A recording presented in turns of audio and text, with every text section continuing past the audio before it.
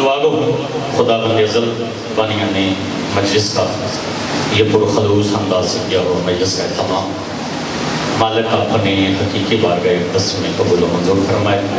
مالک ذکر کے صدقے میں جو مومنین جہاں جہاں سے جتنے جتنے قدم چل کے ذکر میں شامل ہوئے ہیں مالک تمام مومنین کا ہر قدم عبادت میں شمار فرما.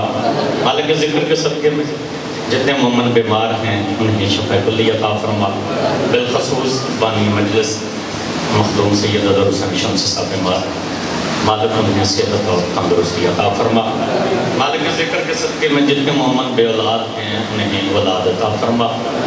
مالک ذکر کے صدقے میں مستمد بانیوں سمیت جتنے موالی ذکر میں شامل ہیں مالک ہمارے جتنے لواحقین اس دنیا فانی سے جا چکے ہیں اس ذکر کے صدقے میں ان تمام مومنین کے درجات بلند فرما. بالخصوص شہید ملت جعفریہ مالک سید فضل بادشاہ شمسی صاحب کے درجات بلند فرما. دعاؤں کی قبولیت کی آخری دعا مالک ہمارے حقیقی وارث امام زمانہ بادشاہ کے ظہور میں تاجیل عطا فرما. اللہم صلی علی محمد و آل محمد صلوات سارے باغاز محمد. اجازت ہے جی نوکری کریں. میرا گھر ہے نہ تو یہاں پہ ذاکری دعویٰ ہے صرف بزرگوں سے دعا لینے کے لیے حاضر خدمت. ایک شعر سے مجلس کی ابتدا کرنے لگا ہوں. بڑا کمال کا شعر ہے. شعر لکھا ہے ہمارے علاقے کی بہت ہی محترم شخصیت قبلہ محمد باصر رضوی صاحب. بڑا کمال کا شعر انہوں نے لکھا. انہوں نے شعر لکھ کے ہر شاعر کا ہر ذاکر کا امتحان لیا. انہوں نے لکھا کہ بہلول کے قدموں میں جو مٹی ہے وہ جنت.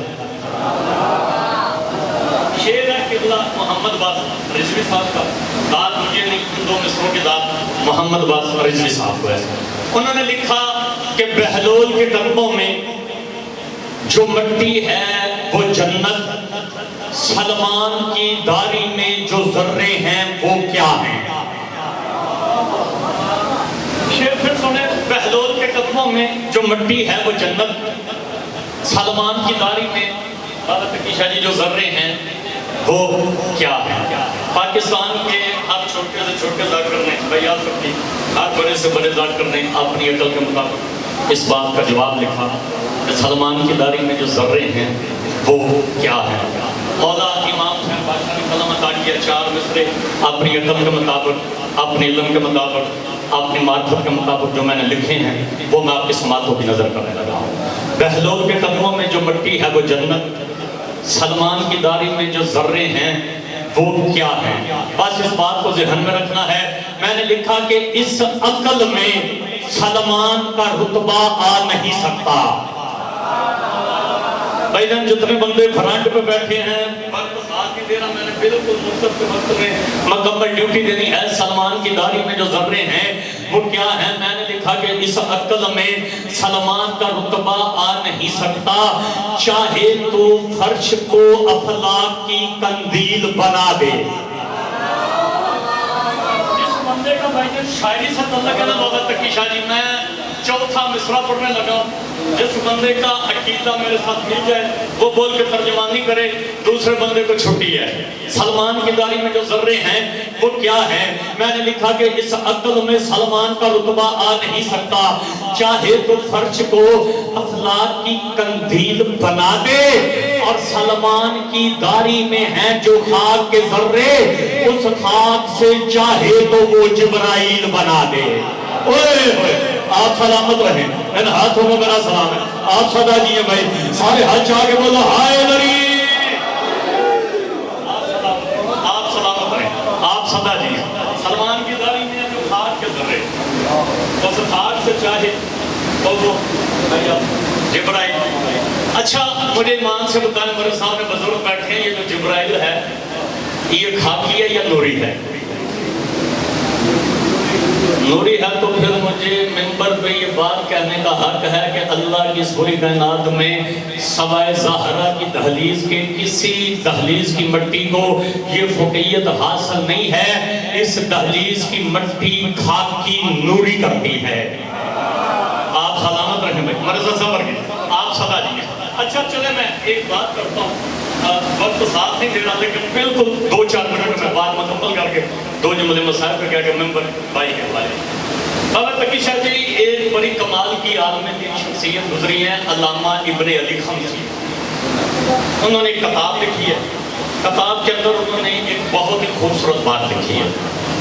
انہوں نے لکھا کہ جب بھی کبھی رسالت مآب با جماعت نماز ادا کروایا کرتے تھے، رسالت مآب کے بالکل پیچھے بے سایہ نبی کا سایہ بن کے علی نماز پڑھتے تھے. آپ سلامت رہیں بھائی، آپ سلامت رہیں. بے سایہ نبی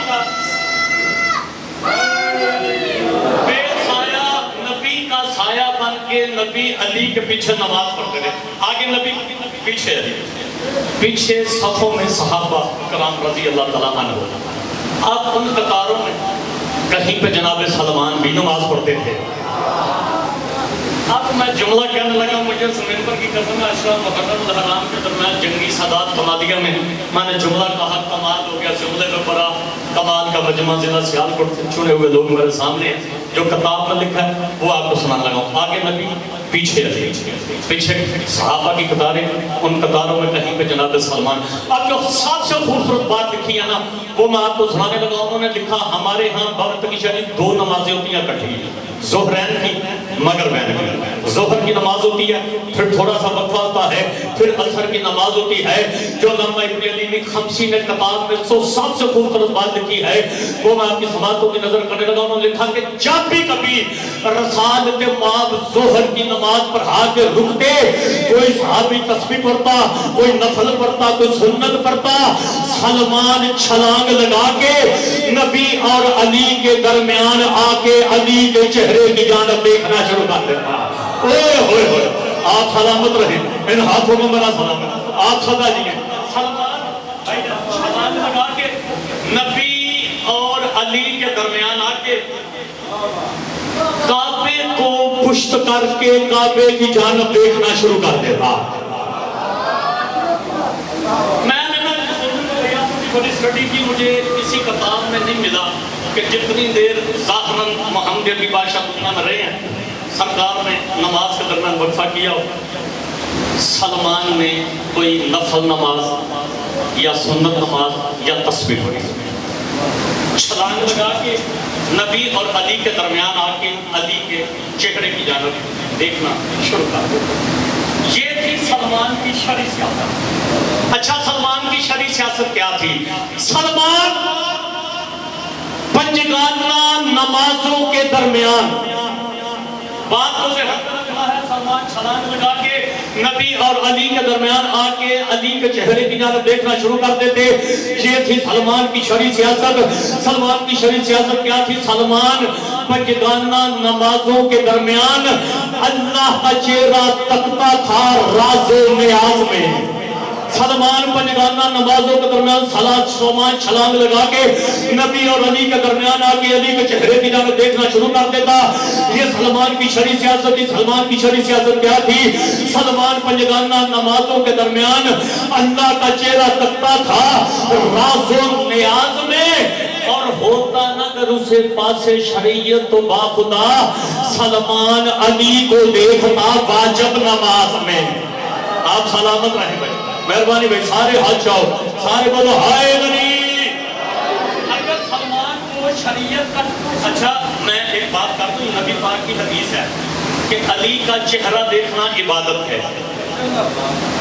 اب بندہ 24 گھنٹے علی علی کرتا رہے، نماز کا وقفہ ہو جائے تو شریعت کے ڈر سے علی علی چھوڑ کے ہمیں نماز پڑھنا پڑے گا. ایسی ہے. اگر سلمان کو شریعت کا ڈر نہ ہوتا. اچھا چلے میں ایک بات اور کرتا جاؤں. مولا علی بادشاہ کا بابا تقی شاہ جی فرمان ہے، بادشاہ فرماتے ہیں کہ جیسا بندہ تمہارے سامنے ہو اس کی عقل کے مطابق، اس کے علم کے مطابق، اس کی معرفت کے مطابق اس سے گفتگو کرو. اور جتنی دیر علی بادشاہ نے علی بادشاہ نے ساری زندگی ایسے کیا. اگر کوئی اور صحابی سامنے ہوتے گفتگو کا معیار کچھ اور ہوتا. اگر کبھی سلمان سامنے ہوتے گفتگو کا معیار کچھ اور ہوتا. چلیں آخری بات کرتے ہیں, اس کے بعد مسائل کرتے ہیں. کس طرح سردار علی بادشاہ نے لوگوں کی ظرف کے مطابق, علم کے مطابق, عقل کے مطابق, معرفت کے مطابق گفتگو کی. جناب سلمان علی بادشاہ فرماتے ہیں سرکار میں نے آپ کا ایک فرمان سنا ہے. جو بندہ آل محمد کو یہاں سے مانتا ہے, میں فضائل کا جملہ پڑھنے لگا ہوں, بندہ چپ کر دے ممکن ہی نہیں ہے. سرکار میں نے آپ کا ایک فرمان سنا ہے. علی بادشاہ فرماتے ہیں سلمان کون سا فرمان؟ سلمان کہتا ہے سرکار میں نے سنا ہے آپ نے کہا ہے علی اس اللہ کو کیسے سجدہ کرے جسے دیکھا نہ ہو. سرکار میں نے آپ کا ایک فرمان سنا ہے, آپ کی ایک حدیث سنی ہے. سلمان کون سا فرمان سنا ہے؟ سرکار میں نے سنا ہے آپ نے کہا ہے کہ علی اس اللہ کو کیسے سجدہ کرے جسے دیکھا نہ ہو. ہاں سلمان میں نے کہا سرکار اس کا مطلب آپ نے اللہ کو دیکھا ہے؟ سرکار اس کا مطلب ہے آپ نے اللہ کو دیکھا ہے؟ ہاں سلمان میں نے دیکھا ہے. سرکار پھر مجھے بتائیے اللہ دیکھنے میں لگتا کیسے ہے؟ ننگل مرلہ والوں اس پہلے حلالی سے لے کے وہ آخری حلالی تک جس بندے نے ساری بات سنی ہے, میں فضائل کا آخری جملہ جناب کی سماعت کو بھی نظر کرنے لگا ہوں, بات ضائع کرو گے مجھے دکھ لگے گا. سرکار میں نے آپ کا فرمان سنا ہے, آپ نے کہا ہے علی اس اللہ کو کیسے سجدہ کرے جسے دیکھا نہ ہو. ہاں سلمان میں نے کہا ہے سرکار اس کا مطلب آپ نے اللہ کو دیکھا ہے؟ ہاں میں نے دیکھا ہے. سرکار پھر بتائیے اللہ دیکھنے میں لگتا کیسا ہے؟ سرکار پھر بتائیے اللہ دیکھنے میں لگتا کیسا ہے؟ علی بادشاہ سلمان کو پاؤں سے اٹھا کے سینے سے لگا کے سلمان کی پیشانی چوم کے فرماتے ہیں سلمان پھر پوچھ کیا پوچھنا چاہتا ہے؟ سرکار میں پوچھنا چاہتا ہوں اللہ دیکھنے میں لگتا کیسا ہے؟ علی بادشاہ سلمان کی پیشانی چوم کے فرماتے ہیں سلمان میرے سامنے بادشاہی کرتا ہے, اپنے سامنے دیکھ بھی رہا ہے پھر پوچھ بھی رہا ہے. آپ سلامت رہیں, ان ہاتھوں کو میرا صدا جیو گئی, سارے ہاتھ چاہو ہائے نبی. سلمان میرے سامنے بادشاہی کرتا ہے, اپنے سامنے دیکھ بھی رہا ہے پھر پوچھ بھی رہا ہے. بس تبرک ہم دو جملے مسائل کے کوشش کیجیے گا حرام کا گریہ ہو جائے, میری حاضری کا مقصد پورا ہو جائے. جو بندہ رونے کے لیے آیا ہے سیالکوٹ گردنوار کے لوگوں, پرانی سے پرانی دشمنی بھی ہونا, لوگ بیٹوں کو مارتے ہیں بیٹیوں کو نہیں مارتے. یا حسین ارحم کو غلام کیجیے گا انشاءاللہ گریہ ہو جائے گا. پرانی سے پرانی دشمنی بھی ہونا, لوگ بیٹوں کو قتل کرتے ہیں بیٹیوں کو قتل نہیں کرتے. یہی وجہ تھی قبر مصطفیٰ پہ کھڑی ہو کے علی کی بیٹی رو رو کے کہہ رہی تھی نانا گواہ رہنا تیری امت نے تیرے بیٹوں سے زیادہ تیری بیٹیوں کو مارا ہے. نانا یا حسین نانا گواہ رہنا تیری امت نے تیرے بیٹوں سے زیادہ تیری بیٹیوں کو مارا ہے. اچھا چلو جتنے بندے روک رہے ہیں مجھے ایک بات کا جواب دو, شریعت کا کیا حکم ہے؟ شریعت کیا کہتی ہے جب کوئی یتیم ہو جائے اس کے ساتھ کیسا سلوک کرنا چاہیے؟ شریعت کہتی ہے جب کوئی یتیم ہو جائے نا اس کے سر پہ شفقت کا ہاتھ رکھو. اب جو بندہ رونے کے لیے میرے مان سب کا شفقت کا ہاتھ کیسے رکھا جاتا ہے؟ ایسے رکھا جاتا ہے شفقت کا ہاتھ. واہ مقدر حسین کی 4 سال کی بیٹی کا جس کے سر پہ شفقت کا ہاتھ ایسے نہیں ایسے رکھا گیا. شفقت میں تماچے مارے گئے, شفقت میں تازیاں یا حسین. مالک آپ کا فرصت بول فرمائے بات صدادارو, جب بی بی عالیہ رہا ہوئی ہے نا قید خانے سے, بی بی رہا ہو کے بی بی شام میں آئی. بی بی نے ایک گھر لیا بھائی کی مجلس کروانے کے لیے. بی بی نے شام کی مستورات کو جمع کیا. بی بی شام کی مستورات کو جمع کر کے جب میں تمہارے پاس آئی تھی نا یہاں پہ بہت زیادہ رش تھا، یہاں پہ بہت زیادہ بھیڑ تھی، تم نے مجھے پتھر مارے، تم نے میرے اوپر گرم پانی پھینکا۔ ہو سکتا ہے کسی بی بی کے دل میں کوئی حسرت رہ گئی ہو، میں اپنے بھائی کا سجدہ بچانے کے لیے آئی ہوں۔ اگر آپ بھی مجھے کسی نے پتھر مارنے ہیں نا، میں علی کی بیٹی حاضر ہوں۔ اگر آپ بھی میرے اوپر کسی نے گرم پانی پھینکنا ہے نا، میں علی کی بیٹی حاضر ہوں۔ اب کتابوں میں لکھا ہے 4000 شام کی عورتوں نے دیواروں کے ساتھ ٹکرے ماری، لوگ کہتے ہیں تو علی جیسے صفی باپ کی بیٹی ہے، بی بی زندگی میں ہمیں ایک بار معاف کر دے۔ بی بی کا کیا جاؤ میں نے تمہیں معاف کیا۔ بی بی ایسے نہیں، ہمارے ذمہ کوئی ڈیوٹی لگا تاکہ ہم کوئی نوکری کریں، ہمیں تسلی ہو جائے تو نے ہمیں معاف کر دیا ہے۔ بی بی نے کہا اچھا نوکری کرنا چاہتی ہو تو پھر ایک کام کرنا، میں تمہارے پاس 4 سال کی امانت چھوڑ کے جا رہی ہوں، میرے بعد میری سکینہ کی قبر پہ چراغ جلا دینا۔ میں تمہارے پاس 4 سال کی امانت چھوڑ کے جا رہی ہوں، میرے بعد میری مظہومہ کی قبر پہ تھوڑی سی روشنی کا دینا۔ مالک آپ کا سچ کو فرمائے۔ بات سدادارو، تیمور نامی ایک بادشاہ گزرا ہے، یہ پہلا تازیانہ بادشاہ تھا، اس نے پہلا تازیانہ بنایا تھا۔ تیمور جب گیا نا سفر کر کے شام بی بی عالیہ کی قبر پہ، تیمور نے جا کے بی بی عالیہ کی قبر کی دیوار کے ساتھ ٹکر ماری، تیمور کی پیشانی پھٹ گئی۔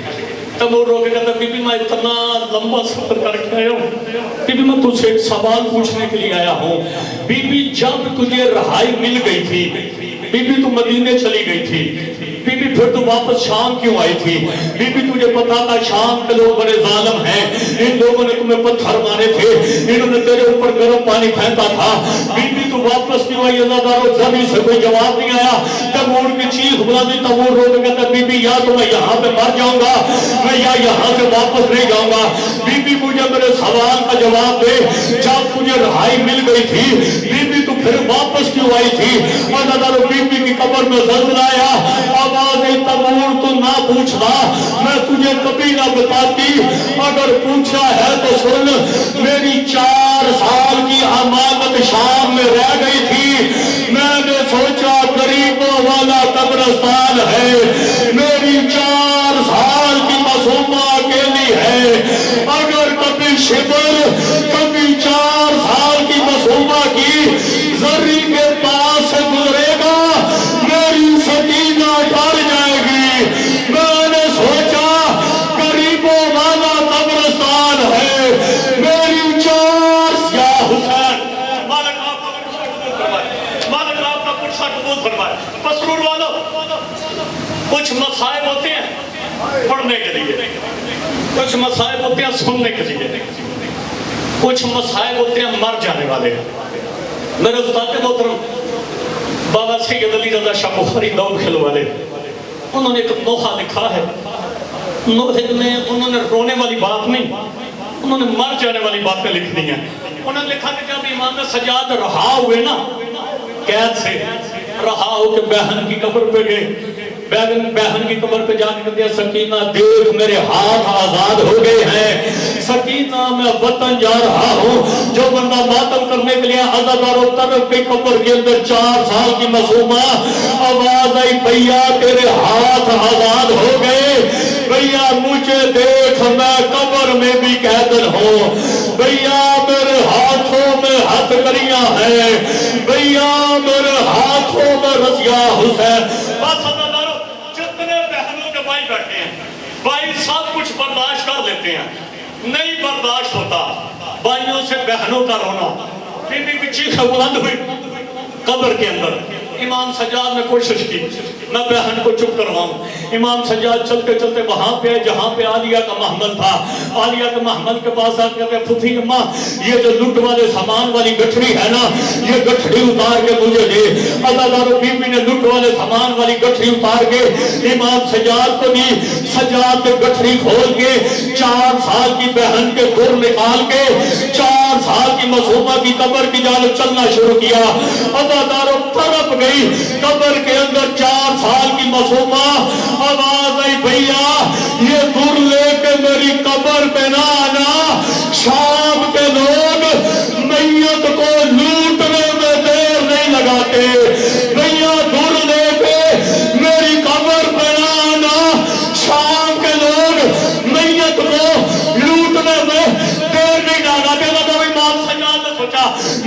طریقے سے بہن کو چپ کرواؤ. لوگ کہتے ہیں میں تجھے شبر سے ڈر لگتا ہے نا, میں یزید سے مکان میں لکھوا لیتا ہوں. آج کے بعد شبر غریبوں والے قبرستان سے نہیں گزرے گا. آج کے بعد شبر تیری قبر کے پاس